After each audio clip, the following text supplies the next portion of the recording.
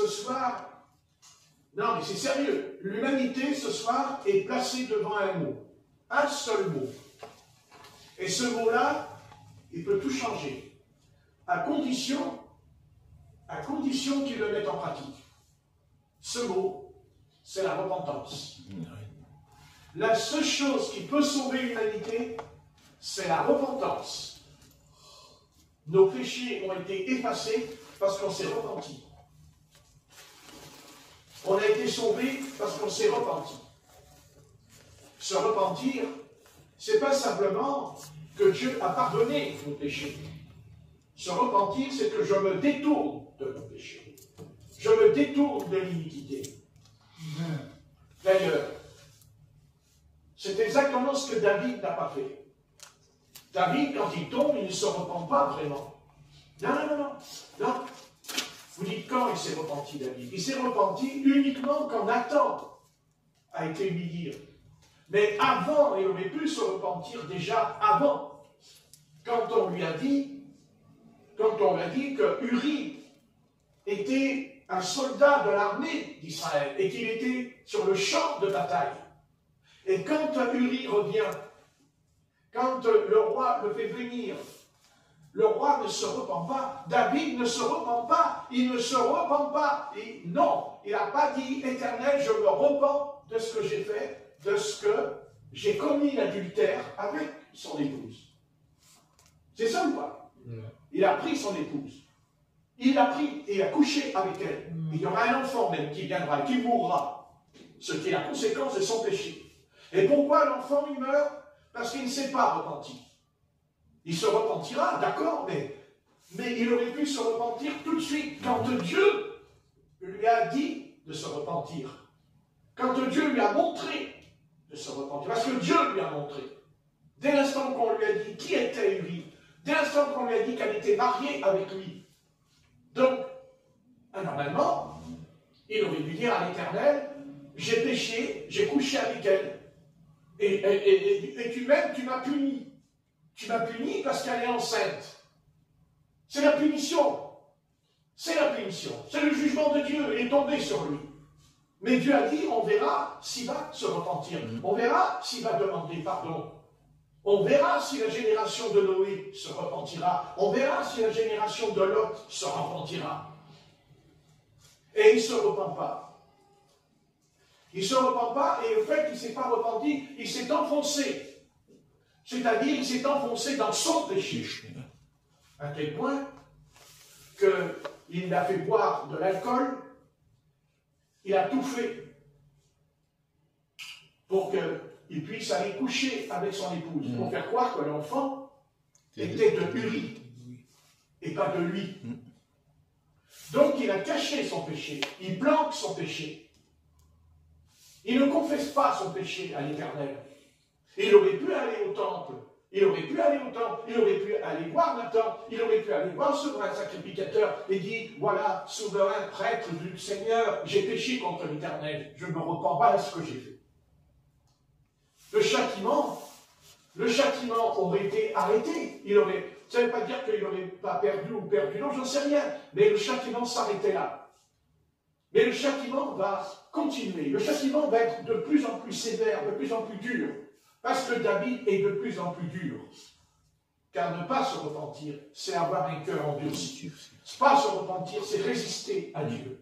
C'est résister à sa loi. C'est résister même à sa miséricorde. C'est résister à sa compassion envers le pécheur. Et il ne se repent pas.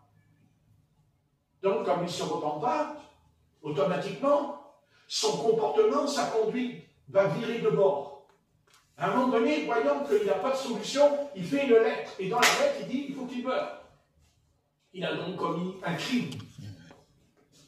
Et quand il a commis ce crime, il ne se repent pas. Ah non, il se repent quand Nathan va lui dire, mais pas avant. Quand il fait la lettre, il aurait pu se repentir après. Il aurait pu dire, mais qu'est-ce que j'ai fait?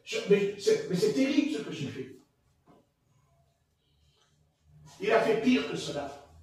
Il a entraîné celui qui a dû apporter la lettre. Il a entraîné dedans. Que toi, David, tu ailles dans ton péché, ça te regarde, mais que tu entraînes le chef de ton armée. Tu as dit à ce chef de l'armée, vas-y, allez, vas-y, il faut qu'il meure.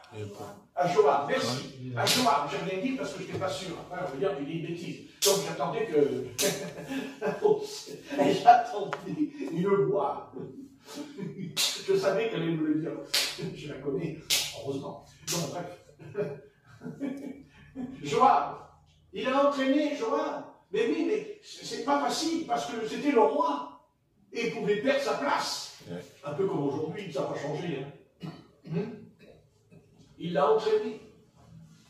Vous voyez? Vous voyez la pente? Vous voyez, il descend, il descend. Alors, qu'est-ce qu'il a fait David? Qu'est-ce qui s'est passé en lui? Bien, je vais vous dire ce qui s'est passé. L'Apocalypse, le Seigneur, dans l'Apocalypse, il parle d'un mot tout simple. Il parle d'un mot.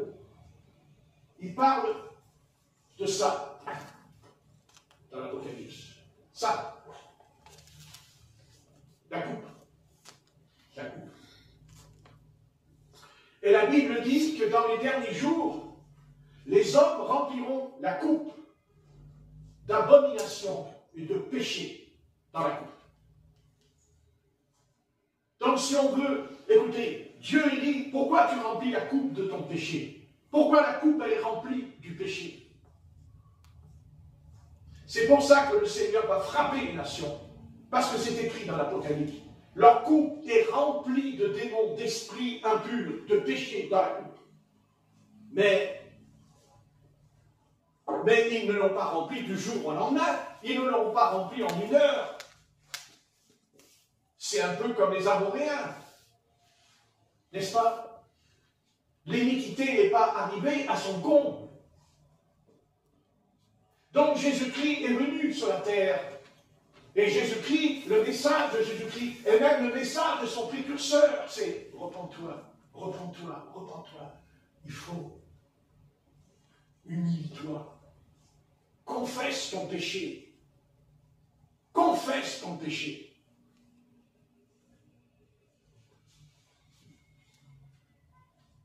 C'est pour ça que quand j'entends,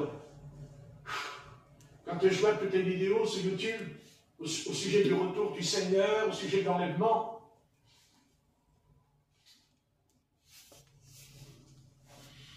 c'est plein d'erreurs. C'est tellement plein d'erreurs. Si moi je vous dis ce soir, non, le Seigneur Jésus ne reviendra pas encore maintenant, vous allez me dire, mais quelle preuve? As-tu une preuve?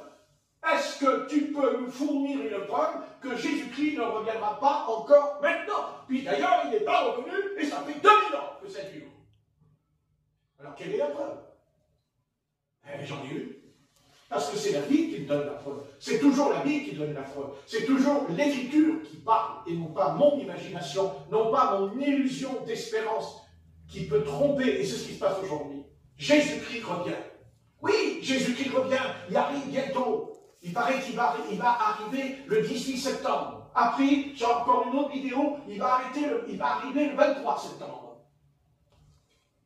Parce qu'ils sont passés par la mort.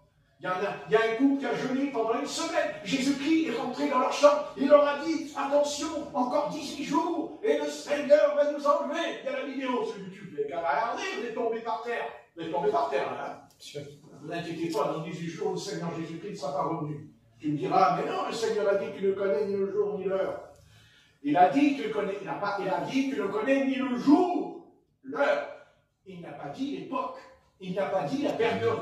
Il n'a pas dit le temps. Il n'a pas expliqué les choses. D'ailleurs, il nous a même dit quand est-ce qu'il y aura dans les mois. Il nous a parlé d'une génération. Une génération qui verra les signes de la fin des temps. Mais là où on est sûr que le Seigneur ne peut pas revenir encore, parce que le Seigneur revient quand les sceaux s'ouvrent. Et quand un sceau s'ouvre, une trompette sonne, et il y a un jugement qui tombe sur la terre. Et ce n'est qu'à la voix du septième ange que le mystère, c'est marqué, s'accomplit. De quel mystère? De quel mystère? Mais l'enlèvement, l'apôtre Paul dit, je vous dis un mystère, nous ne mourrons pas tous. Donc pour l'instant, il n'est pas question qu'on va être enlevé. Parce que l'enlèvement se fera quand il y aura l'ouverture des sceaux. Et quand un sceau s'ouvre, une trompette sonne. Et il y a 7 trompettes, il y a 7 sceaux, mais il y a 7 malheurs qui accompagnent cette manifestation dans l'Apocalypse. Donc pour l'instant, ce n'est pas vrai. Pas encore. Et je peux vous dire pourquoi. Parce qu'il y a une prophétie qui ne s'est pas encore accomplie et qui doit s'accomplir, qui concerne toute l'humanité entière. C'est Joël, chapitre 2. Dans les derniers jours, il dit, avant le jour de l'Éternel, le jour de la colère de l'Éternel, je répandrai mon esprit sur toute chair. Vos jeunes gens prophétiseront, vos milliards des songes. Cette prophétie n'est pas encore accomplie. Donc il dit, avant le jour de l'Éternel. Le jour de l'Éternel, c'est quand le Seigneur revient. C'est le retour du Seigneur. N'est-ce pas? Alors, comment voulez-vous que le Seigneur revienne, puisqu'il fait une promesse? Il parle d'une promesse aux hommes. Avant le jugement. Avant les 7 jugements. Avant les 7 coups. Parce que la Bible dit que dans la coupe, il y a la colère de l'Éternel. Elles seront déversées sur la terre. 1, 2, 3, 4, 5, 6, 7. Quand les sceaux s'ouvrent, quand un sceau s'ouvre, vous lirez. Un sceau, c'était les parchemins. Parchemin, et le sceau était roulé et scellé. Donc le premier sceau va être brisé. Le premier sceau est brisé. Il est brisé. Et dans ce brisement, il y a une voix qui dit qui est digne, qui est digne. N'est-ce pas? Il se présente l'agneau, mais aussi le lion de la tribu de Juda. Et le sceau s'ouvre. Et quand un sceau s'ouvre, il y a une trompette qui sonne. Vous n'avez qu'à lire. Et quand la trompette sonne, il y a un malheur qui descend. Le malheur descend. Le plus grand des malheurs, c'est le 6e sceau. Car c'est tout se joue dans le 6e sceau. Car c'est là qu'il est parlé du soleil. C'est là qu'il est parlé des étoiles. Ce que Jésus-Christ dira lui-même dans la prophétie de Luc, chapitre 21 et verset 26. On va le lire, s'il vous plaît. Luc 21, verset 26. Il ne peut pas y encore avoir l'enlèvement, pour la simple raison qu'il y a, dont Matthieu ne parle pas, dont Marc ne parle pas. Il n'y a que Luc qui cite ce verset 26 et 28. Et on va le lire. Quelle est cette chose que Jésus a dit et que les autres évangéliques n'ont pas dit?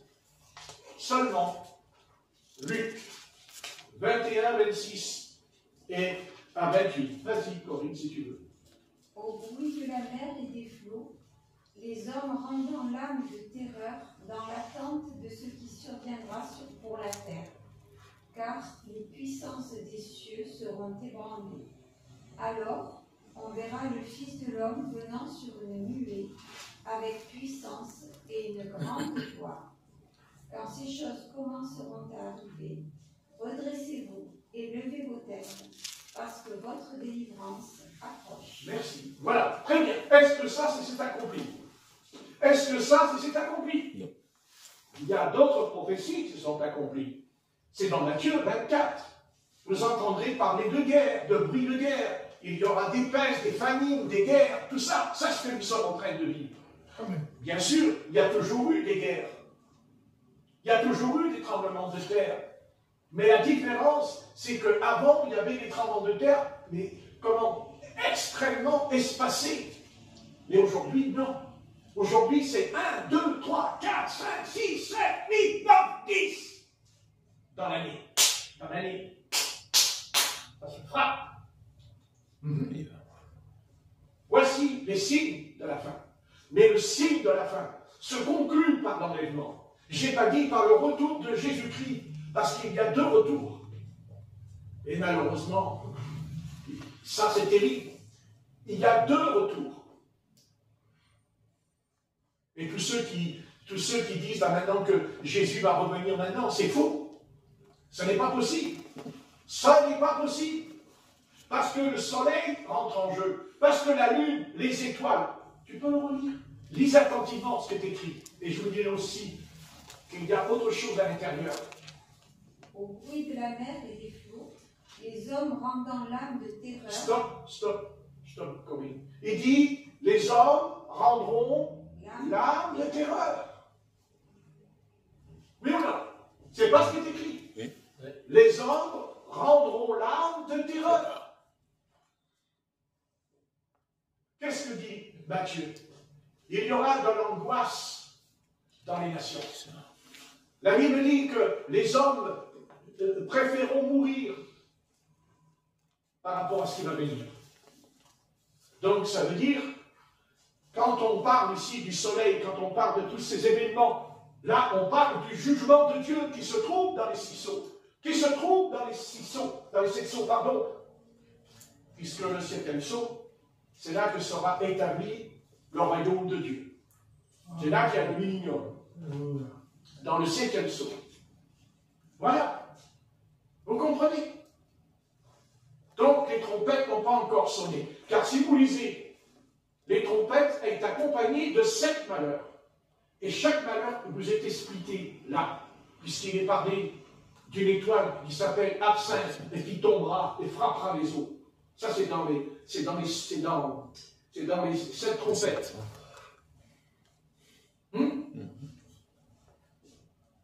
Qu'est-ce que dit le texte? Quand il y aura ces bouleversements dans le ciel, car là nous parlons du ciel, à partir de là, il nous est dit, au loin apparaîtra dans le ciel, sur les nuées, le Fils de l'homme, c'est-à-dire Jésus-Christ de Nazareth, qui apparaîtra. Il n'est pas dit qu'il descend sur la terre, il n'est pas dit qu'il pose ses pieds sur la terre. Non, il dit, il est dans les nuées. Il est dans les nuées. Qu'est-ce que dit l'apôtre Paul? Notre corps sera changé en un clin d'œil et on montera sur des nuées. Dans Thessaloniciens et dans Corinthiens 15, on va aller sur les nuées, on monte dans les nuées à la rencontre du Fils de l'homme. Mais le Fils de l'homme n'a pas encore posé ses pieds sur la terre. Non, il reviendra une fois qu'il y aura la guerre d'Armageddon avec Israël, avec Jérusalem.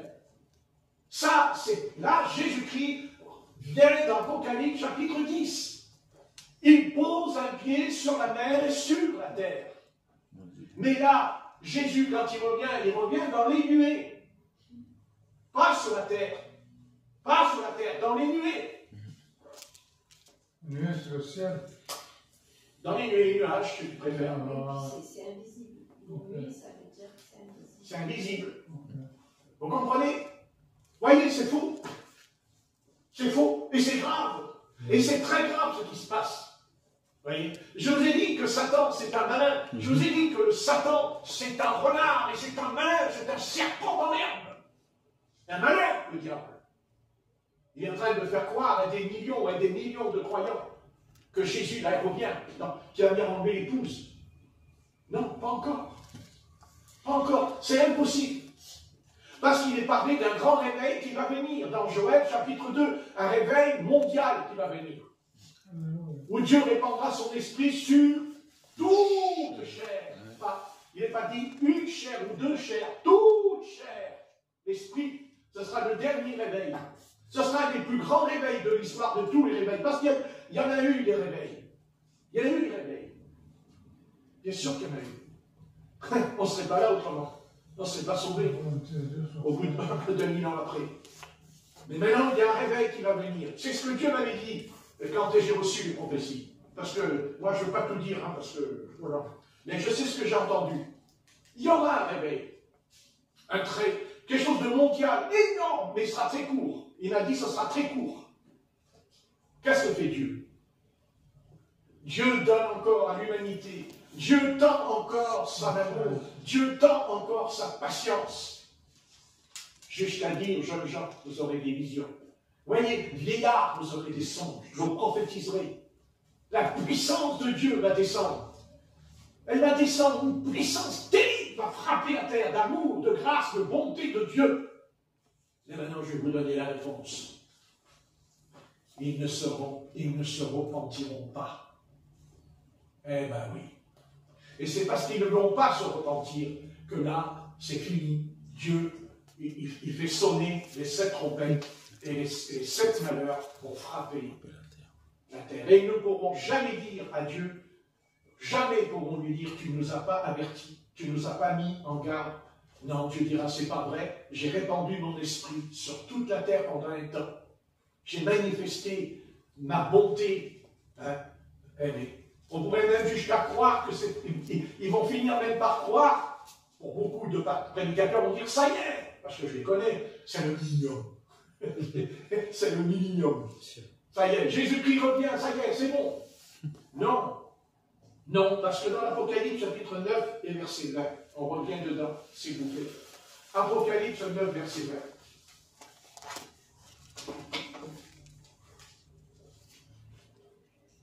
Les autres hommes qui ne furent pas tués par ces fléaux ne se repentirent pas des œuvres de leurs mains, de manière à ne point adorer les démons et les idoles d'or, d'argent, d'airain, de pierre et de bois, qui ne peuvent ni voir, ni entendre, ni marcher. Stop, ça va connu. Très bien, c'est pas clair? Lis le début, les premières phrases, s'il te plaît. Les autres hommes qui ne furent pas tués par ces fléaux ne se repentirent pas. Stop. Voilà. Qu'est-ce qu'il dit? Ne se repentirent pas. Vous voyez? Je confirme ce que je vous ai dit au début, quand j'ai commencé à parler de la repentance. Tout est là. Vous voyez? Malgré le réveil, malgré l'esprit qui va descendre. C'est écrit, lisez Joël chapitre 2, la promesse que Dieu fait dans les derniers jours. Il dit dans les derniers jours. Ça n'a rien à voir avec la Pentecôte qu'il y a eu dans Acte 2, ça n'a rien à voir. Puisqu'il dit avant le jour de l'Éternel, avant la colère de l'Éternel, Dieu dit j'enverrai un réveil mondial, intermondial, puissant. Mais ce réveil ne débouchera pas sur la repentance, parce qu'ils ne se repentiront pas, et même il ne se repentira pas, même si Dieu les punit, ils ne se repentiront pas quand même. C'est écrit, vous venez de lire, vous allez lire attentivement le passage. Apocalypse 16, verset 9, s'il vous plaît. Apocalypse 16, verset 9. Et ils blasphémèrent le nom du Dieu qui a autorité sur ces fléaux, et ils ne se repentirent pas pour lui donner gloire. Voilà. Vous avez vu un peu? À deux. Là, je donne 2 témoignages. Ils ne se repentiront jamais. D'où cela débouchera exactement comme David. David ne s'est pas repenti tout de suite. David ne se repent pas. Et son péché va le rattraper. Son péché va le détruire. Parce qu'il en a payé le prix quand on lit les psaumes. Eh oui.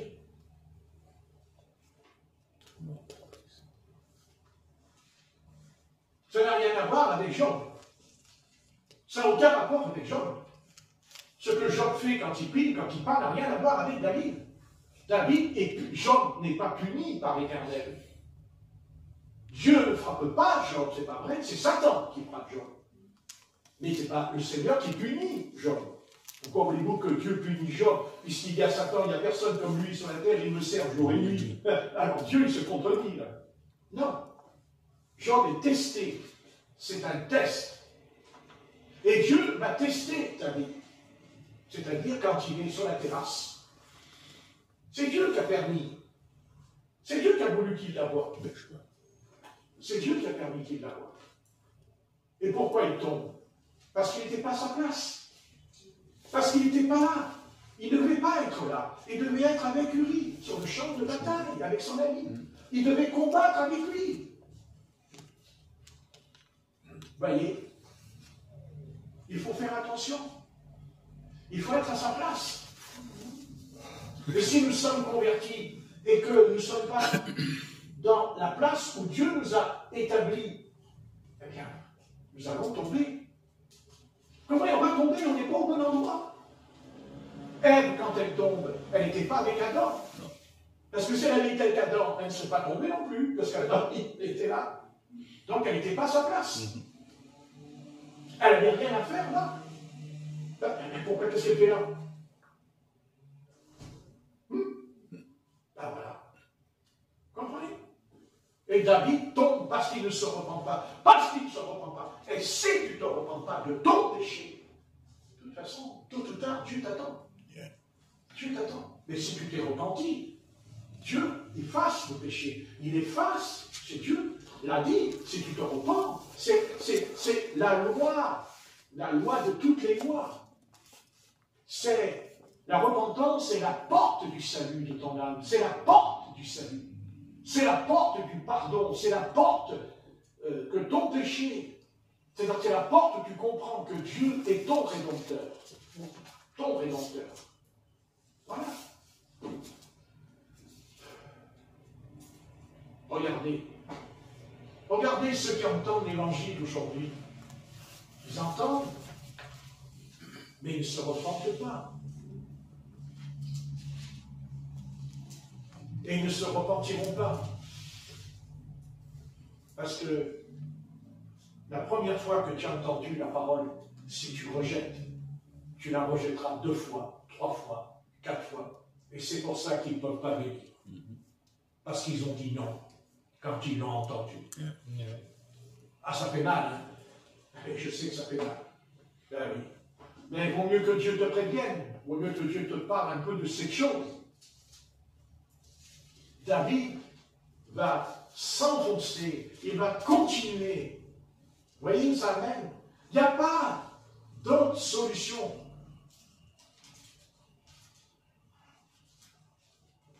Et c'est même pire pour ceux qui ont connu la vérité. C'est pire pour ceux qui ont connu la grâce de Dieu. Même quand ils étaient jeunes, même quand ils étaient enfants, rejeter la grâce de Dieu. Ne croyez pas que c'est un jeu, l'évangile. Ne croyez pas que la grâce de Dieu, c'est un jeu. La grâce de Dieu, c'est la vie ou la mort. La grâce de Dieu, c'est tu es coupable, mais tu peux être aussi pardonné. Parce que si on te dit grâce, ben c'est que tu es coupable. On ne gracie pas quelqu'un qui n'est pas coupable.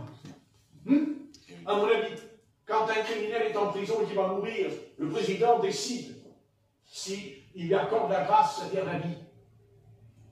Rejeter la grâce, rejeter l'appel de Dieu, rejeter. Mais Dieu n'a même pas besoin de nous faire un réveil aujourd'hui. Dieu a fait quelque chose d'unique. Dieu a fait quelque chose qui n'existait pas dans les autres générations. Nous avons la Bible tout entière.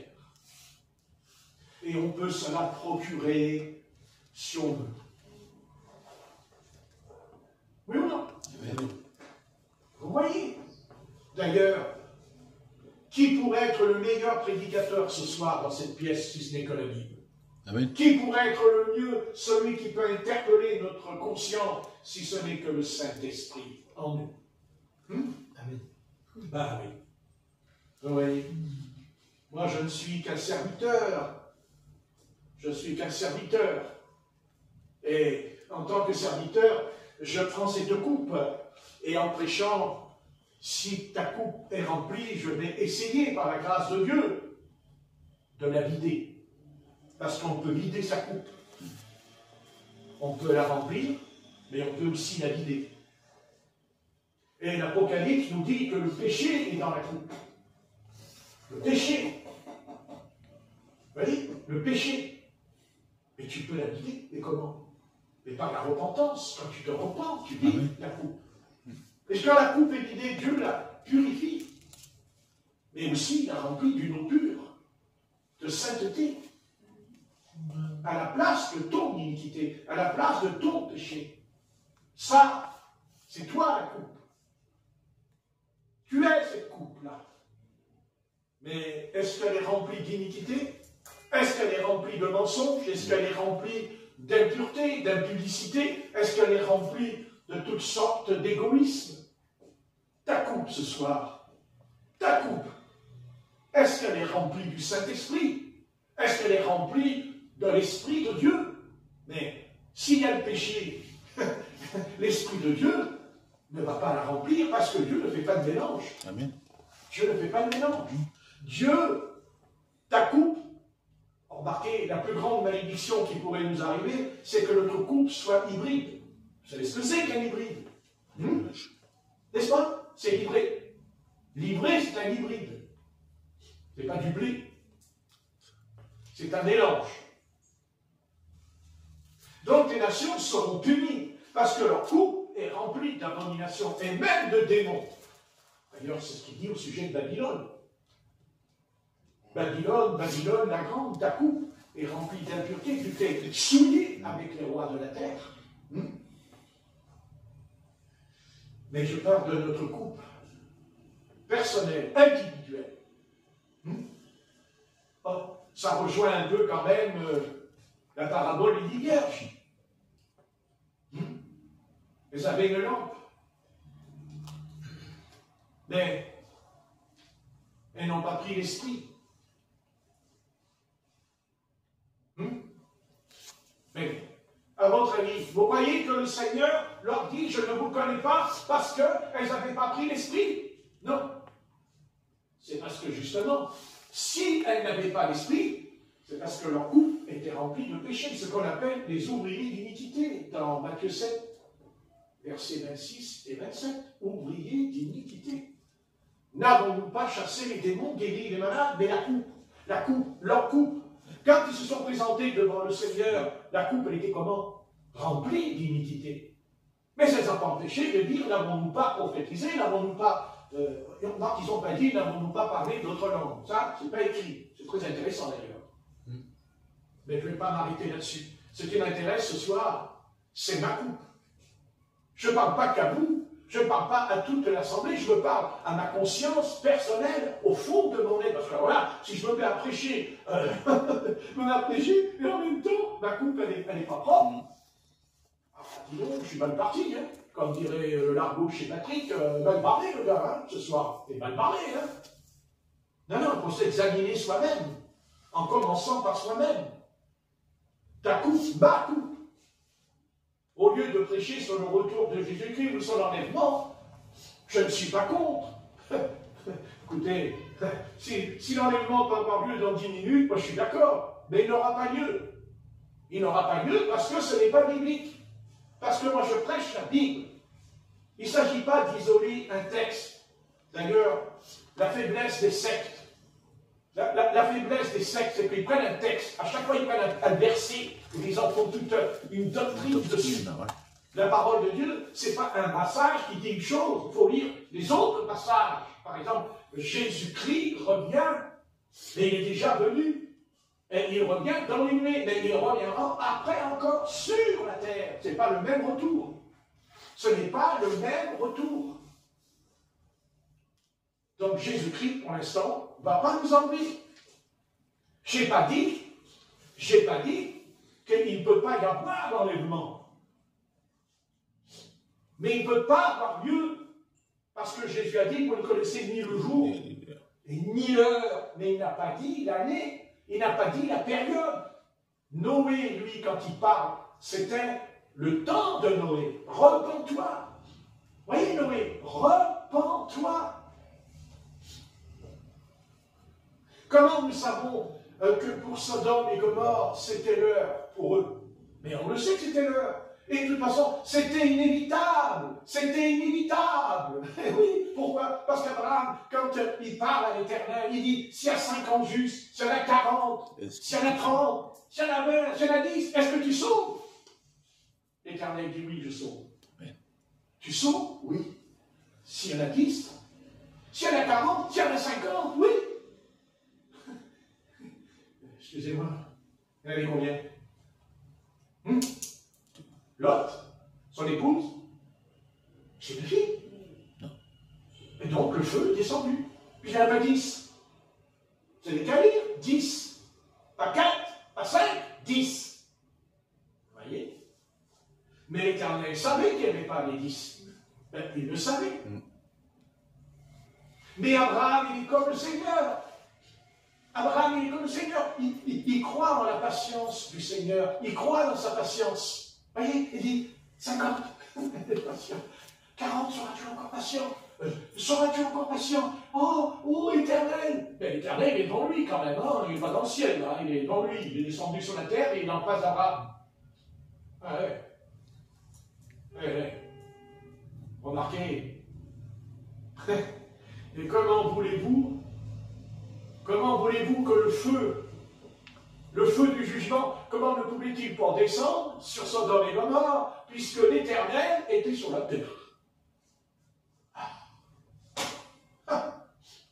Génération perverse, génération pourrie à l'os. Ah oui, et combien cette génération lui ressemble, n'est-ce pas? Quand Lot, il rentre dans sa maison, il dit qu'il tient la porte, vous lirez, il bouche la porte pour pas qu'il rentre. Et eux, ils veulent rentrer pour coucher avec ces deux hommes, qui nous savons, c'était deux anges. Mais à un moment donné, qu'est-ce qui se passe? À votre avis? Vous croyez que le jugement de l'Éternel, c'était que le feu qui est descendu sur Gomorrhe et Sodome? Non. Il dit que les deux anges sont sortis et a rendu aveugles. Ils sont devenus aveugles.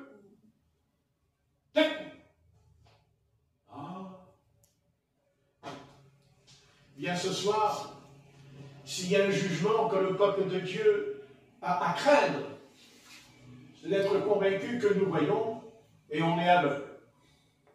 Ouais. D'ailleurs, c'est ce que dit l'Esprit du Seigneur au travers de l'Apocalypse. Tu dis que tu vois et tu es aveugle. Vous voyez ce que je dis? Voilà. Car quand on commence à faire des prophéties, quand on commence à prédire des choses qui vont arriver, et écoutez, si ce n'est pas l'Esprit qui l'a dit, à un moment donné, c'est que toi, tu es aveugle, mais tu vas rendre les autres aussi aveugles, comme toi. Parce qu'un aveugle qui conduit un aveugle, et Jésus-Christ a dit, ils vont tous dans le puits. Ils vont tous être dans le trou. Oui. Je ne sais pas si je suis enregistré, mais j'espère, pour que cette vidéo soit vraiment mise sur... Non, sincèrement, afin que ça s'arrête. Et je dis, arrêtez, n'écoutez pas, arrêtez d'écouter ces choses. Parce que là, vous êtes partis avec des visions, des songes, des révélations, jusqu'à mourir pendant quelques minutes, et Jésus-Christ est venu, il nous a parlé. Il y en a un, hier soir, je l'ai lu, il dit, oui, Jésus, il est venu vers moi, il m'a parlé, il a même pris par la main. Ah ouais. Jésus-Christ l'a pris par la main. C'est ça, bien sûr. Il a pris par la main. C'est sûr. Le problème, c'est que quand il est habillé, je ne sais pas, non mais écoutez, il est habillé comme dans le monde. Ses habits, c'est carrément le monde. Il faut arrêter de me prendre pour une cloche. Marquez, si je suis une cloche, c'est bien dans un sens. On tire sur la corde et elle sonne.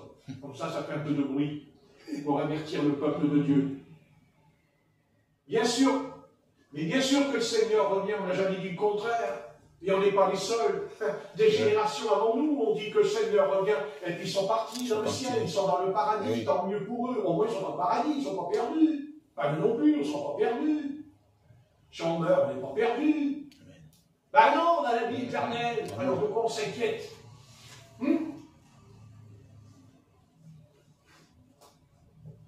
Pour l'instant,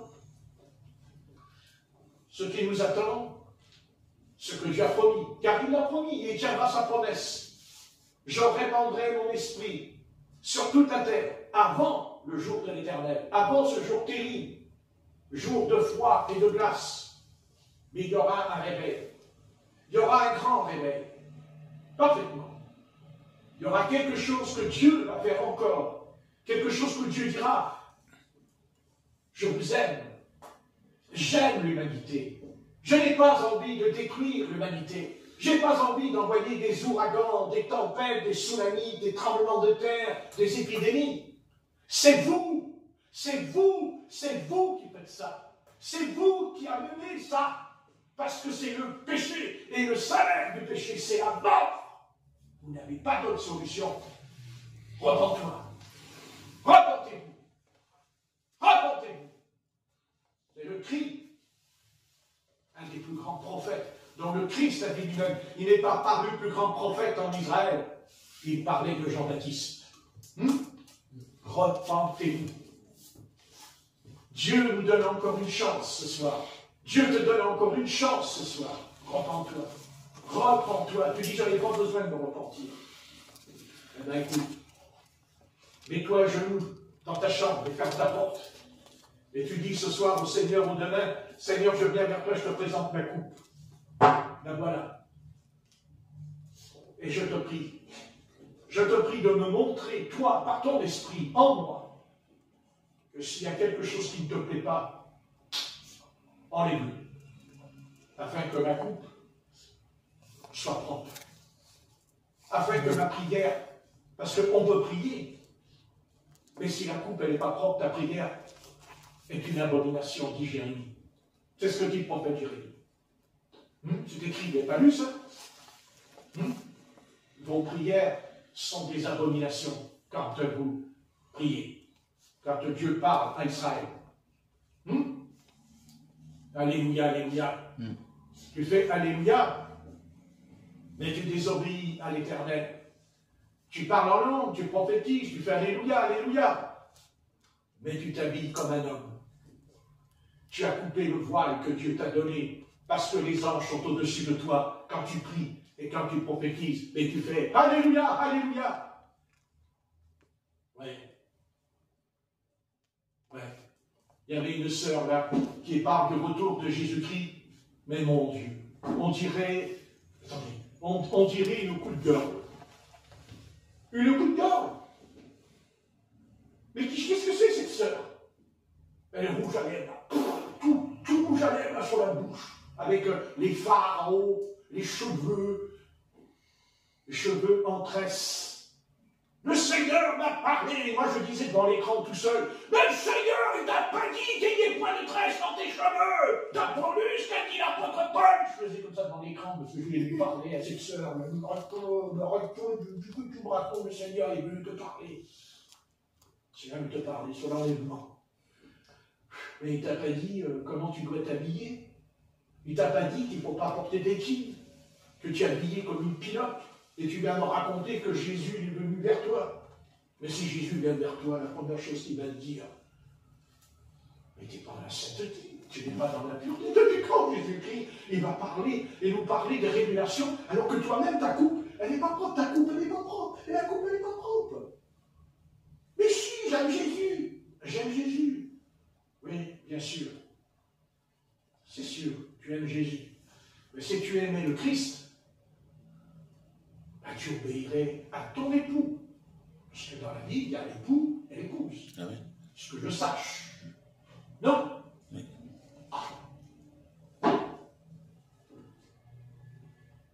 À moins que l'époux désobéisse lui-même. C'est nouveau. Une nouvelle révélation dans la Bible. Non. L'époux et l'épouse sont un. Ils sont un en esprit. Mais en esprit, c'est saint. L'esprit saint. Ah oui. Qui se traduit par ton âme qui a été lavée de tout péché et ton corps qui est sanctifié. La sanctification dans le corps. Vous savez ce qui est à blâmer ce soir? C'est pas le monde. Le monde est le monde. Il est entre les mains de Lucifer et entre les mains du prince des ténèbres. Ok, c'est bon, on sait, on ne peut pas tourner en rond. Mais ce qui est terrible, c'est le monde chrétien qui est séduit dans tous les domaines.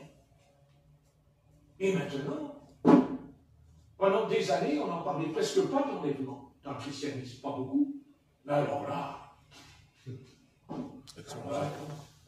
Jésus-Christ, moi, écoutez, le 23 septembre, Jésus-Christ est revenu, d'autres c'est le 18. Bon. Mais. Tiens, Apocalypse 16, verset 11. Ça me console, ça me calme. Et ils blasphémèrent le Dieu du ciel à cause de leurs douleurs et de leurs ulcères, et ils ne se repentirent pas de leurs œuvres. Et ben voilà. C'est pas une belle confirmation ce soir de ce que je suis en train de prêcher. Moi qui prêche souvent sans prêcher vraiment la Bible. Enfin, ce soir, par la grâce de Dieu, j'ai la Bible ce soir. Tant mieux pour moi. Tant mieux pour moi, plus serait temps.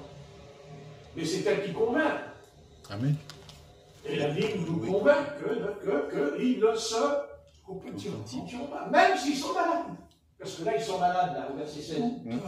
Apocalypse 16, verset 11. Ils sont malades, mais ils ne se reprennent pas quand même. Hein. Ce qui prouve que la maladie n'est pas une preuve qu'on va se repentir. Hein. Je vais vous dire la vérité. Quelque chose qui est important. Vous savez, la pire chose que j'ai peur, pour moi-même, hein, je vais vous dire ce que c'est que j'ai peur. C'est qu'un jour je m'endurcisse. Quand l'Éternel m'a parlé. Quand l'Éternel m'a dit quelque chose qui vienne de lui, que je m'endurcis.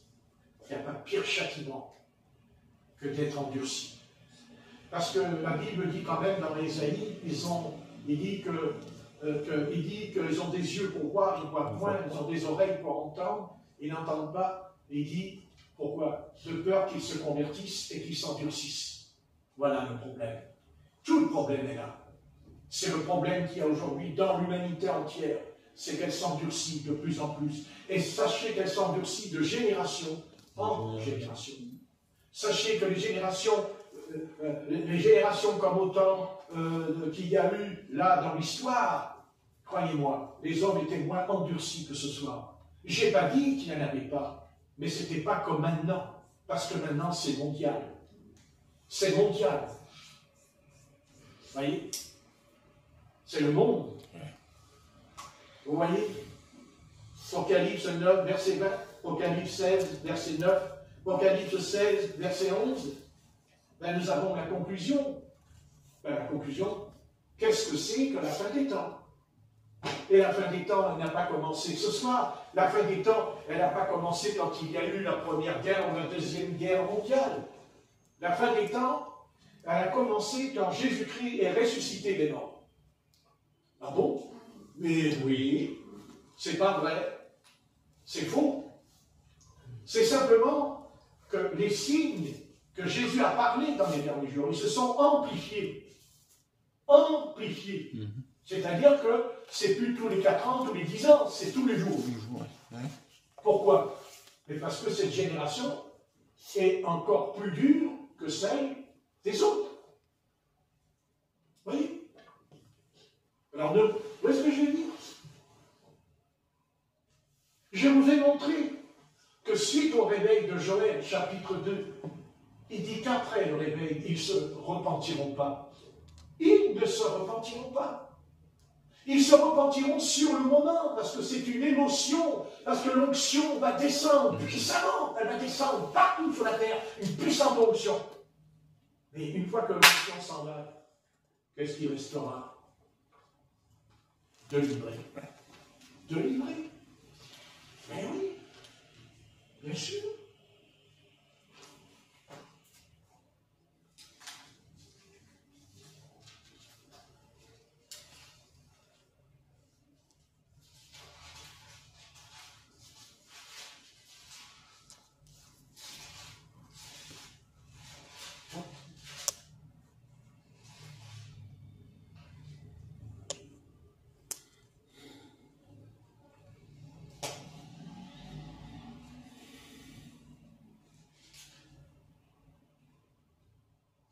On est dans Jude.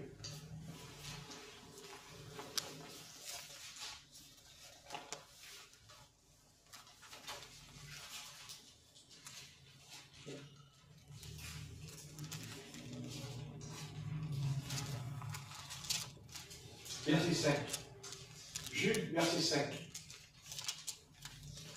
Je veux vous rappeler, à vous qui savez fort bien toutes ces choses, que le Seigneur, après avoir sauvé le peuple et l'avoir tiré du pays d'Égypte, fit ensuite périr les incrédules, qu'il a réservés pour le jugement du grand jour, enchaînés éternellement par les ténèbres, les anges qui n'ont pas gardé leur dignité, mais qui ont abandonné leur propre demeure. Ensuite, de Sodome et Gomorrhe encore et des villes voisines, qui se livrèrent comme eux à l'impudicité et à des vices contre nature, sont donnés en exemple, subissant la peine d'un feu éternel. Voilà. Si ça parle pas, ça nous parle là. Hein. Vous voyez? Qu'est-ce qui va arriver? Le feu. Le jugement de Dieu. Le feu. Oui. Le feu. Bien sûr. Le feu. Ah oui. Un feu éternel. Hein? Mais quand il dit le feu éternel, il parle de l'enfer. C'est l'enfer, là, le feu éternel. Ce n'est pas le feu qui est sur la terre, c'est l'enfer, puisqu'il parle des anges qui n'ont pas gardé l'intimité. C'est en rapport avec l'au-delà. Vous voyez? Et tout ça pourquoi? Parce qu'il dit qu'il vivait dans la débauche et a des vices contre nature. Et contre nature, c'est l'homosexualité, puisque l'apôtre Paul l'a dit dans Romains, chapitre 1, verset 27. N'est-ce pas? Contre nature. Sont donnés en exemple, subissant la peine d'un feu éternel. Eh oui. Ah. Mais moi, ce qui m'intéresse, c'est le verset 8. Parce que le verset 8, ça pour aujourd'hui. Mais alors là, on est en plein dedans. Vas-y, Corinne. Malgré cela, ces hommes aussi, entraînés par leur rêverie, souillent pareillement leur chair, méprisent l'autorité et injurient les gloires. On s'arrêtera là. Qu'est-ce qui ressort? Quel est le danger? Quel est ce danger qui... Vous savez, ce n'est pas seulement qui écoutent ce qu'on leur raconte sur l'enlèvement de tous ses frères et ses sœurs, et même des pasteurs. C'est pas ça. Ce qui est terrible, je vais vous le dire, c'est les rêveries, les rêves. Vous voyez, ils prennent ça pour un... Vous voyez, leur rêverie, ils rêvent de choses. Ils racontent ces choses. Mais Jules, il dit, c'est des rêveries qui vont se transformer en cauchemar. Parce que va-t-il se passer dans 3 mois, dans 4 mois? Que va-t-il se passer quand ils verront que s'ils ont entendu, soi-disant, de la part du Seigneur et qu'il n'y a pas eu l'enlèvement? Ils vont tomber. Ils vont tomber. Ils vont tomber parce qu'à un moment donné, ils vont s'endurcir, voyant que ça n'est pas arrivé. Est-ce la faute du Seigneur? Non. Non, c'est la faute de celui qui annonce des choses qui ne sont pas bibliques. Parce qu'il faut rester dans la Bible. Amen.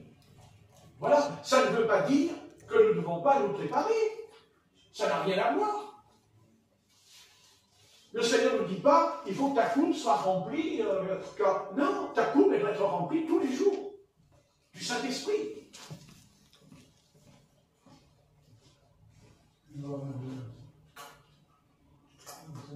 Vous comprenez? La coupe, qu'elle soit remplie du Saint-Esprit tous les jours. C'est ce que l'Esprit nous avertit. Oui. Veillez et priez. Pas une fois par an. Pas tous les 6 mois, pas tous les 3 mois, pas une fois par mois, une fois par semaine. C'est tous les jours. Et pourquoi il faut veiller? Il faut veiller justement pour que ta coupe soit pas remplie d'iniquité. Ce sera l'un ou l'autre. Tu n'as pas le choix. Ce sera l'un ou l'autre. C'est ce soir, c'est maintenant. C'est maintenant que tu entends. Toi qui entends ma voix, n'endurcis pas. N'endurcis pas ton raisonnement. Quand on dit le cœur, moi, c'est plutôt le raisonnement, la raison, l'entendement. Amen. N'endurcis pas ta compréhension, n'endurcis pas. Mais que voulez-vous faire? Vous voyez? Le problème, c'est que ces gens ont des visions, des révélations, des choses comme ça. Le problème, c'est que ça ne colle pas. Et je vais vous dire ce qui ne colle pas. C'est que quand ils parlent, là, dans les vidéos sur YouTube, je les écoute.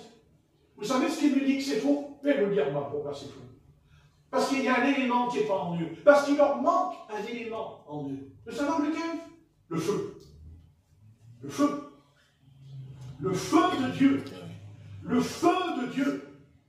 Le feu dans le Verbe. le feu dans les mots, le feu dans le zèle.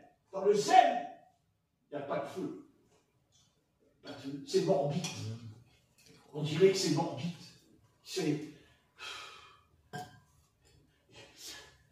Quand il parle dans les mots, il dit ce qui leur est arrivé, puis ils se mettent à pleurer. Ils pleurent d'un coup. Ils pleurent là quand ils s'expriment. Ils se mettent à pleurer d'un coup. Puis au bout de quelques temps, ils s'y changent. Tu vois? Ouais. Là, je pense qu'ils sont malades. Oui. Ils sont malades mentalement, c'est psychique. C'est très grave. C'est psychique. Je ne les accuse même pas, car ils peuvent être malades. D'ailleurs, que peut-il ressortir de bon? Que peut-il ressortir de bon si on est mort et qu'on revient? Qu'est-ce qui peut se passer dans le cerveau de quelqu'un qui meurt et qui revient? Mais ce n'est pas possible. Il ne peut pas mourir et revenir. Il était dans le coma. Oui, dans le coma. Ça, oui, ça peut arriver. On peut tomber dans un coma, mais on n'est pas mort. On n'est pas mort. Quand on meurt, on peut ressusciter, mais c'est placé sous l'autorité apostolique. C'est apostolique. C'est-à-dire, ce sont des apôtres. J'ai dit les apôtres, pas les pasteurs, les apôtres, qui peuvent prier pour que tu reviennes à la vie. Ça peut arriver. Mais sachez une chose, si vraiment ça vous arrive, vous direz au Seigneur, tu ne me fais pas revenir. Et arrêtez, ne me fais pas revenir. Amen. Maintenant, Dieu peut te faire revenir. Mais attention, c'est parce que Dieu va te dire quelque chose qui a un but avec l'évangélisation, parce que Dieu va dire, parce que tu vas devenir un instrument puissant pour avertir l'humanité. Et ça, vous voyez, ça c'est autre chose. Mais vous savez, ces choses, ça arrive peut-être, excusez-moi, il n'y en a pas des centaines qui vont vivre cette expérience. Ça peut arriver à un cas. Peut-être, ça peut arriver à un pasteur qui n'est pas... ça ne va pas, il n'est pas décidé, il n'y a pas d'entrain. Alors le Seigneur, il peut permettre. Mais ne vous inquiétez pas, il ne va pas aller en enfer. Il ne va pas aller en enfer. Le Seigneur lui montrera les foules, lui montrera les choses en disant, regarde, ces âmes, elles sont perdues. Et là, Dieu dit, écoute, je te renvoie. Non pas pour dire, je vais revenir, je reviens dans 18 jours. Non, par contre, oui, je peux t'envoyer pour annoncer, prêcher la repentance. Oui, ça peut arriver. Je n'ai pas dit, c'est pas une doctrine. C'est pas une doctrine. Ça, c'est pas une doctrine, c'est une expérience spirituelle qui peut arriver dans nos vies. Mais si on marche avec Dieu, on n'en a pas besoin. On n'a pas besoin de mourir pour que Dieu nous dise ce qu'il faut faire. Amen. Puisque si on marche avec Jésus-Christ et qu'on suit Jésus-Christ tous les jours, on n'en a pas besoin, puisqu'on suit le Seigneur. Le Seigneur, il me fait mourir et je le suis tous les jours. Toi, suis-moi. Et tu te retournes et tiens, meurs. Et il dit, suis-moi et il meurt. C'est quand même un peu bizarre, ce christianisme. Hein? Écoutez, vous savez ce qu'il faut faire? Il faut être réaliste. Et il faut se débarrasser des illusions. Parce que ça, aujourd'hui, c'est rempli d'illusions. Et ça, c'est grave. Parce que l'illusion, elle conduit à une espérance. Mais une espérance qui ne s'accomplit pas conduit au désespoir. Car c'est ce que dit les proverbes. Un faux espoir rend le cœur malade. Dit les proverbes. Alors, oui, Jésus-Christ revient. Mais bien sûr qu'il revient. Il revient. Mais moi, Jésus-Christ, il n'a pas besoin de revenir pour moi, Jésus-Christ. Non, moi, je n'ai pas besoin que Jésus-Christ me revienne. Il est en moi, Jésus-Christ. Il est en moi, je l'aime, Jésus-Christ. Moi, dans ma chambre, je suis en prière, et je prie, Seigneur, pardonne-moi, je ne suis pas parfait, ceci, cela. Oui, Jésus-Christ. Je suis près de Jésus-Christ quand il revient. Je suis avec lui maintenant. Je suis né de nouveau. Non? Amen. Maintenant, s'il revient me chercher, c'est la conséquence de ce que j'étais avec lui. Parce que je ne vais pas être avec le Seigneur au dernier moment. Non, je suis en lui parce que je suis dans un état d'enlèvement. Parce que mon esprit, il vit dans l'enlèvement. Maintenant. Et pas le 18 septembre ou le 23 septembre. Vous savez, une des choses qu'il n'y avait pas eu dans la fin des temps, mais là, il y a quelque chose dans la fin des temps depuis la croix, mais qui n'a pas eu lieu après la croix, mais qu'il y a eu des guerres, des bruits de guerre, bien sûr, il y a toujours eu, mais il y a quelque chose qu'il n'y avait pas, je vais vous le dire. Ah, c'est la pollution. Polluer. Ben ouais. Polluer.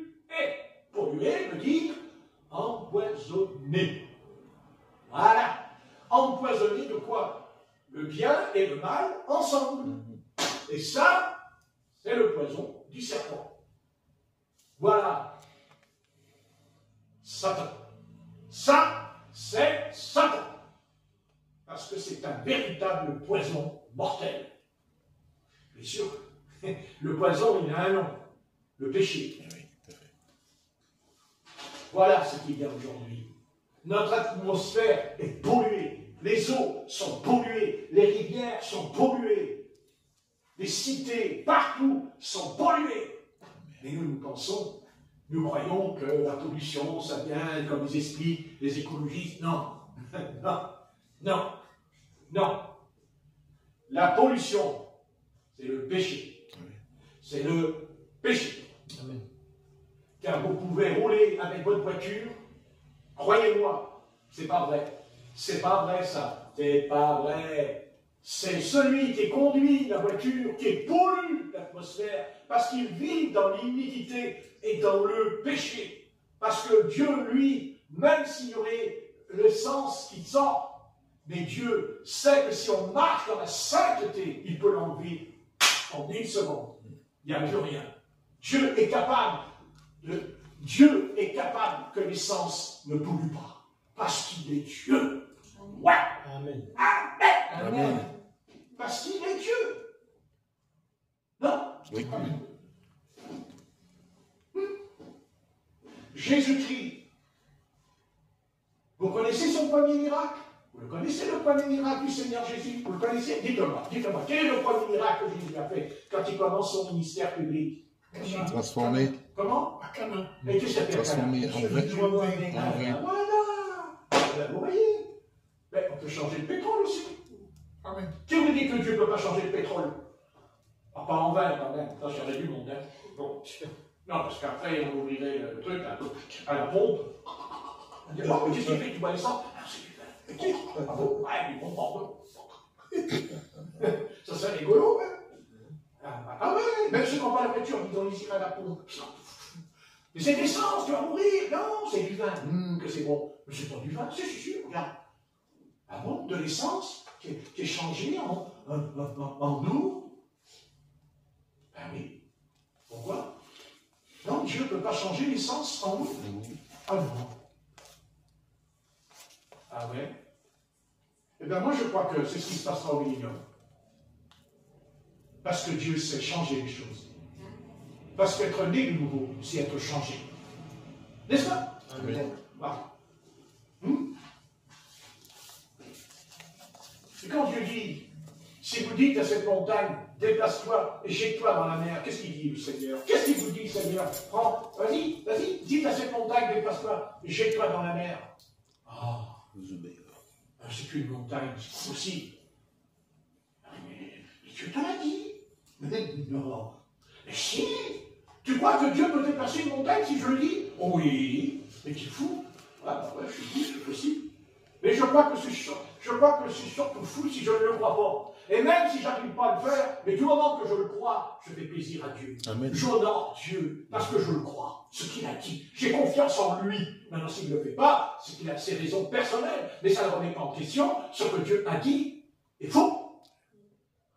Parce que Dieu, quand il a dit que la mer rouge s'ouvre, c'est ouvert. Amen. Non? Amen.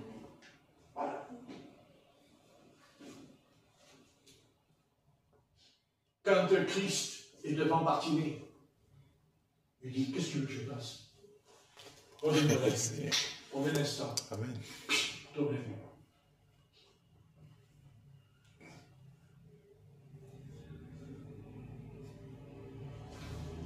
Tous ces miracles, tous ces prodiges qu'il y a dans la Bible, n'oubliez pas que tout ça, c'est la preuve de l'amour de Dieu.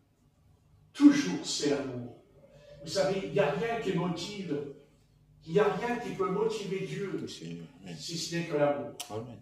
Même quand il nous punit, même quand il nous juge, c'est toujours par amour. Toujours. Par contre, quand il a affaire à des méchants, quand il a affaire à des iniques, alors là, il se venge. Car à moi appartient la vengeance et la rétribution.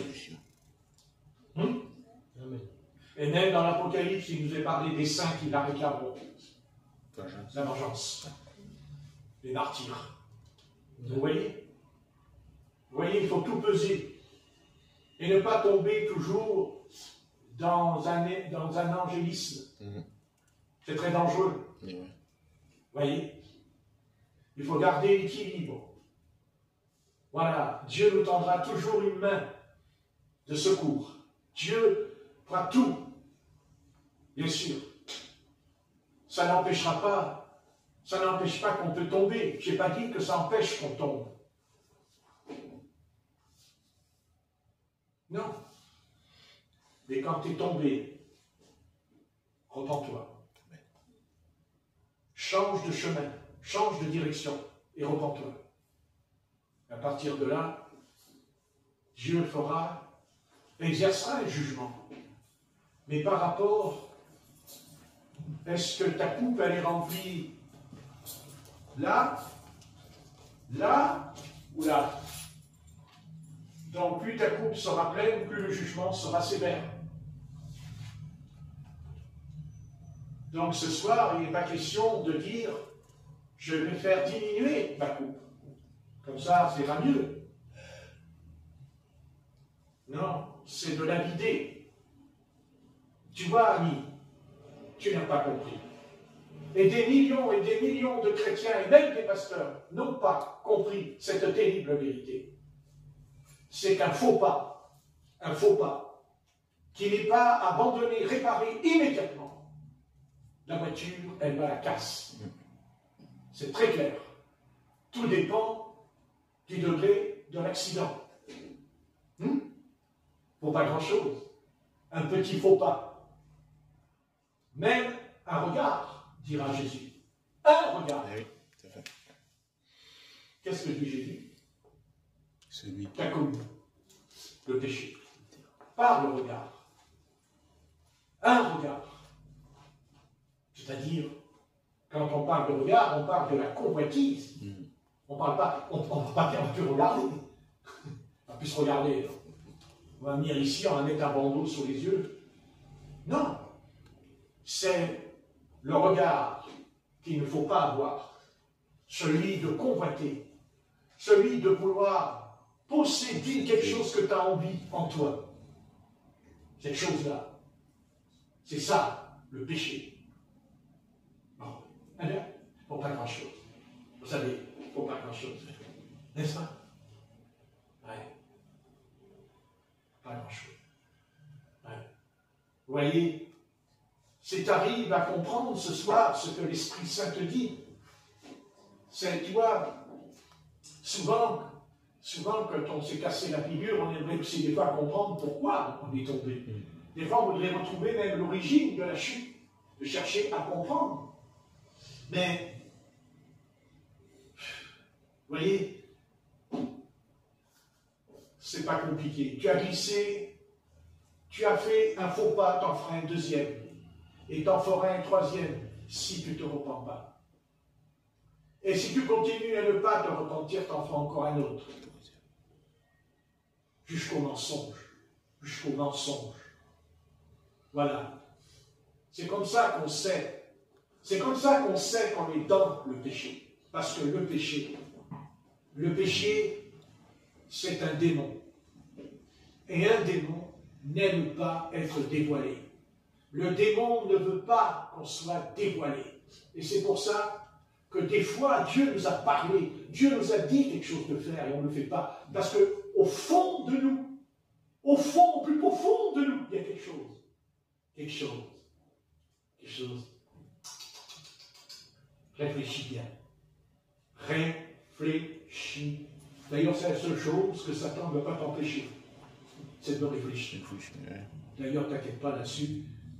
Il a de quoi te faire réfléchir, lui aussi, dans ce domaine, exprès pour t'induire en erreur. Un péché, tout, écoutez, vous savez, ça peut être tout petit. Mais quand on mange, on grossit. C'est pareil. Un truc, un autre, un autre, un autre. Ouais. Et vous savez, plus le péché est gros, et plus on ne voit pas. Ah oui, parce que le péché, c'est un mur. Et le mur, on le construit nous-mêmes. La muraille. Oui, un péché, ça veut dire une pierre, une autre pierre, encore une pierre, encore une pierre. Oui, et à un moment donné, il y a un mur. Il y a un mur. Et bien, quand il y a un mur, on n'entend pas non plus ce qui se dit derrière le mur. Ça veut dire qu'au moment où le Christ il fait de nous parler par des choses comme ça, il vient intervenir en nous. On n'entend plus rien. On n'entend pas. On a entendu, mais on n'entend pas. C'est-à-dire, on entend avec l'oreille, mais on n'entend pas avec l'oreille de l'entendement. On n'entend pas le discernement d'esprit en nous. On dit non. Et Dieu aussi, un jour, il te dira, tu te feras.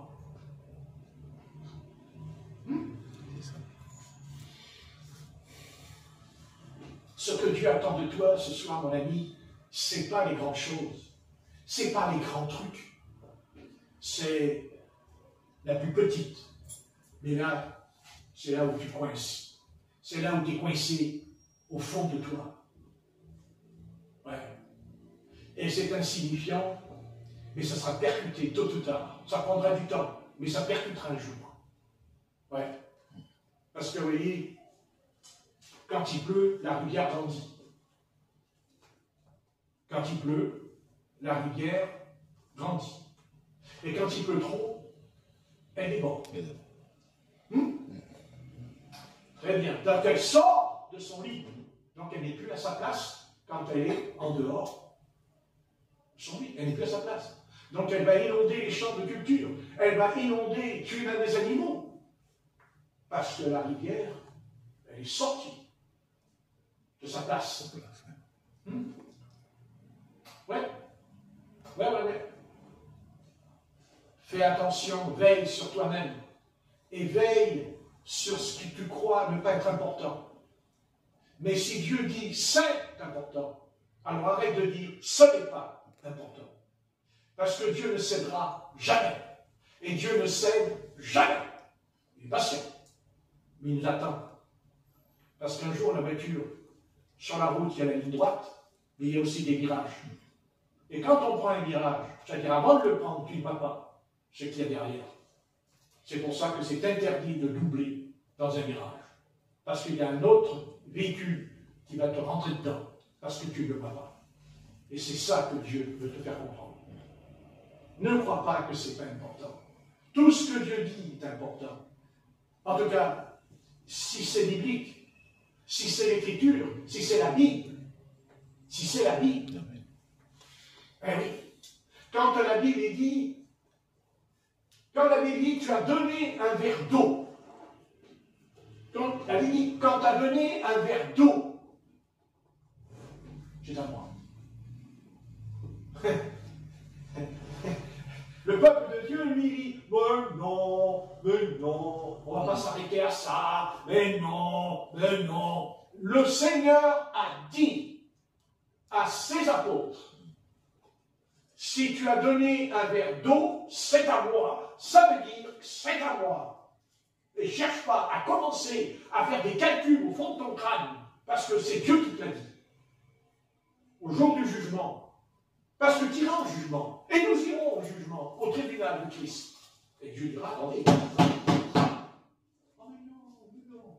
Ah non, pourquoi? Pourquoi tu déchires la page, là? Tu déchires une autre page? Tu déchires une autre page?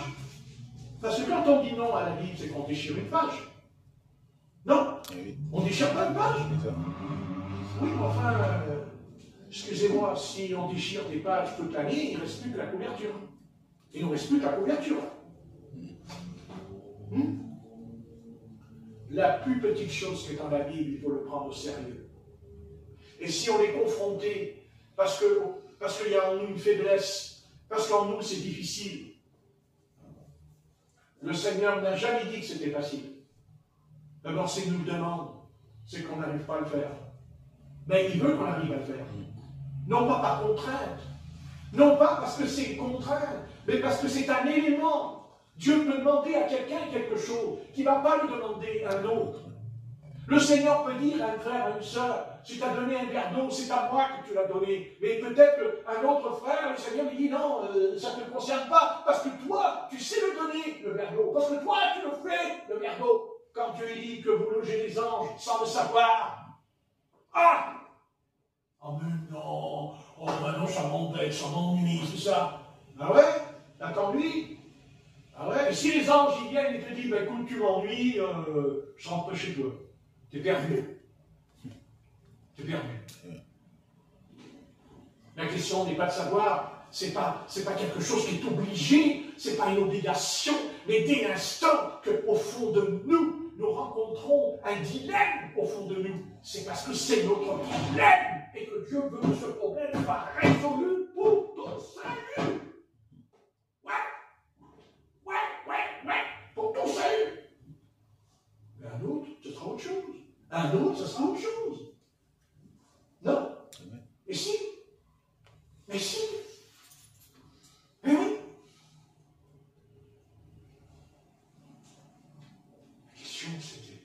La question c'est, regarde ta coupe. Regarde ta coupe. Mets ta coupe ce soir devant toi dans ta chambre. Vas-y, fais-le. Et dis, Seigneur, Jésus, Seigneur, regarde-moi. Montre-moi ce qui va pas.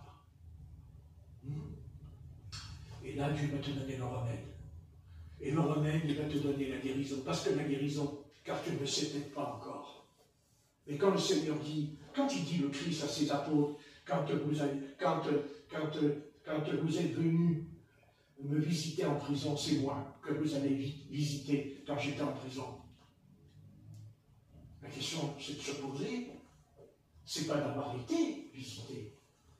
La question, c'est qui tu as visité, qui tu as reçu, à qui tu as donné.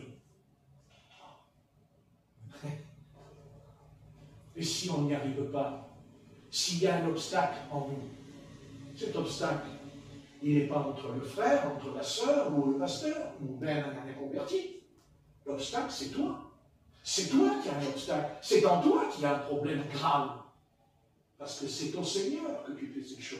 C'est à lui, pas à celui à qui tu vas donner, mais à lui, le Christ, ton maître.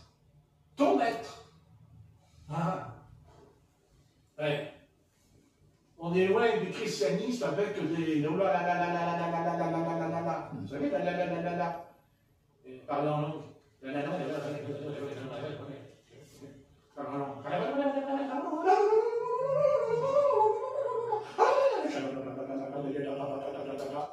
L'autre en bas, il essaie de gagner la faim. Le petit a faim. Ça nourrit ça.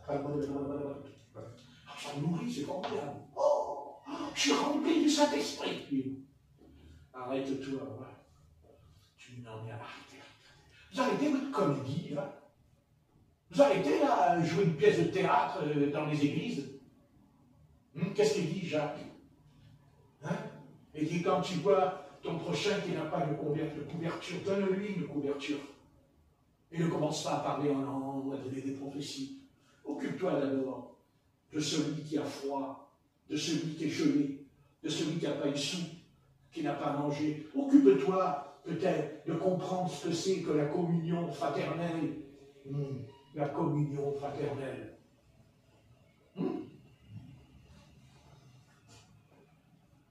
Quand Jésus parle aux pharisiens, vous savez ce qu'il leur a dit? Vous savez très bien ce que Jésus a dit aux pharisiens. Il leur a dit, Jésus dit aux pharisiens, hypocrites, vous donnez la dîme, vous donnez l'offrande, vous apportez tout sur l'autel, les parfums, les herbes, tout. Et Jésus leur dit, bande d'hypocrites, bande d'hypocrites. Eh oui. Oui. Eh oui. Parce que c'était faux en eux. C'était pas vrai en eux. Et c'est bien là. C'est ça le danger pour chacun de nous ce soir. C'est ça le danger, c'est de paraître. Mais on n'est pas ce qu'on paraît devant le Maître. Et Jésus-Christ est venu pour dénoncer. Dénoncer, non pas. Jésus n'a pas dénoncé la foule. Il n'a pas percuté la foule, le Seigneur Jésus. C'est pas vrai. Il a percuté le monde religieux. Il est rentré dans les religieux, il les a frappés, corrigés. Il n'en a épargné aucun, ni les pharisiens, ni les sadducéens, ni les hérodiens. Il ne les a pas épargnés. Aucune pitié, jusqu'à faire un fouet pour les fouetter. Ça vous va? Le Seigneur d'amour, de tendresse, de bonté. La bonté, le fouet. Mais s'ils ont reçu le fouet, c'est parce que justement, c'est parce que Dieu est bon. Ben oui, pour qu'il change de comportement et d'attitude. Amen. Voilà. Et je termine, parce que là, ça fait quand même du 7h20, mais au sujet de la coupe, qui est remplie d'iniquité. Mais nous la retrouvons avec les pharisiens. Quand? Dans le temple. Quand ils vendaient les pigeons et tout, les marchands dans le temple. Dans le temple. Jésus va nettoyer la coupe, car il nettoie le temple. Il dit qu'il a renversé les tables et a chassé les vendeurs. Il a tensé les pharisiens avec le fouet. Car vous ne ferez pas de ma maison une caverne de voleurs et de brigands, mais une maison de prière et de guérison, de délivrance, la maison de Dieu. Mais il fallait d'abord que le Christ nettoie à l'intérieur. Et bien sûr, le Seigneur, quand il a donné le fouet, c'est exactement ce qu'il y a encore ce soir pour Israël. Le fouet. Le fouet. Parce que tant qu'Israël n'aura pas confessé son péché d'incrédulité envers son Messie, qui est Jésus, pour nous, le Messie, le Sauveur, le fouet, il va secouer le fouet pour nettoyer. Le Christ ne va pas poser ses pieds sur la terre sainte, là où il y a l'iniquité, là où il y a le péché, là où il y a le mensonge, là où il y a la politique. Parce que la politique, non. L'Éternel n'a jamais établi la politique sur la terre. L'Éternel a établi deux choses importantes. Le prêtre et le prophète. C'est-à-dire la prêtrise qui revient justement à la repentance pour être pardonné, effacé, nettoyé, purifié. Quand vous pensez que dans l'Ancien Testament, dans le livre des Lévitiques, qu'est-ce qu'il fallait pour faire pour être pur? S'il fallait qu'on le fasse, on n'oublierait plus, nous. N'est-ce pas? Jusque même dans les règles pour la femme. N'est-ce pas? Mais oui. N'ayant même pas l'autorisation de la toucher pendant 7 jours. Eh oui. Eh ben oui. Seulement si nous avions la notion de la sainteté de l'Éternel, croyez-moi, il y a de quoi à s'en remettre en question. Heureusement, Dieu nous a enlevé ce fardeau et nous a envoyé ce qu'il y avait de meilleur en lui. Son Fils, son propre Fils, c'est-à-dire le Verbe de Dieu qui est devenu chair. Voilà, c'est clair. Tout est clair. Voilà. Et vous savez, le temple était souillé, il n'y a pas de problème. Ouais. Remarquez aujourd'hui, et il n'y a plus le temple. Mais, il n'y a jamais eu autant d'hypocrisie en eux. Oh, vous savez, vous croyez que je vais les épargner, les Juifs? Ça ne fait pas de moi un anti-juif.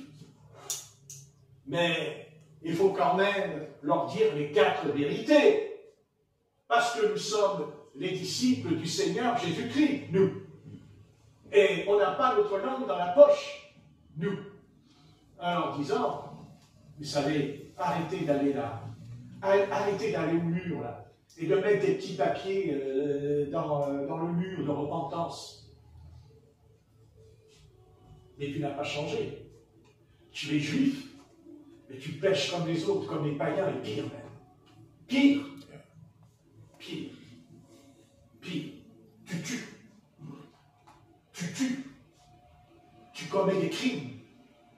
Mais pas les crimes comme le font les autres qui t'expliquent « Ah oui, Israël commet des crimes ». Non, moi je sors la loi de l'Éternel. Tu ne tueras point. Tu ne tueras point.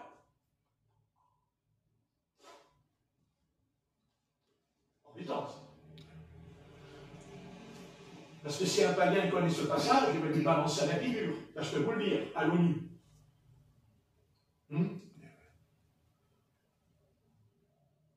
Alors on va répondre, mais ils n'ont pas le choix. Si ils ont le choix. S'ils ont le choix. Repentez-vous. Repentez-vous, c'est-à-dire, repentez-vous en confessant Jésus-Christ, son nom, car c'est écrit confesser son nom. Amen. De la bouche, dit l'Épître aux Romains. Amen. De la bouche, de ta bouche, dit la Bible. La confession, la bouche. La bouche.